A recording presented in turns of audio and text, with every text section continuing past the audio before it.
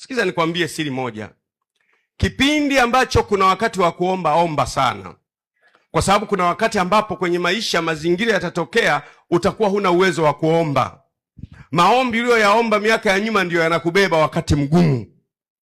Kama hivi kipindi hii tunakuwa nakimbizwa, mimi nilikuwa nakimbia kila wakati. Leo niko hapa, kesho niko hapa, kesho kutwa niko hapa. Huwezi kupata muda wa kufunga na kuomba. Maombi uliyoyaomba kule nyuma yanakuwa akiba, yanakubeba. Jifunze kuomba. Maisha yana nyakati mbili. Kuna miaka 7 ya shibe na miaka 7 ya njaa. That's how life is designed.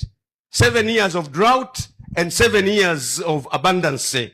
Ule mwaka wa utele kawaida huwa vinakusanywa vile wakati wa utele, vinakuja vinatumika wakati ambapo kuna scarcity. Maisha yako namna hiyo. Usifikiri if you are well off now, you're gonna be well off all the times. There are sometimes God will allow you to be tempted so that he sees your faith. There are sometimes God will permit the devil to come to your life. God does not mean he is killing you. He just simply means he wants to see whether you can persevere even in the time of difficulties.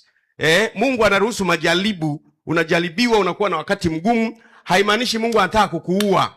Anataka kuone kwamba je, hata wakati wa magumu utanifuata?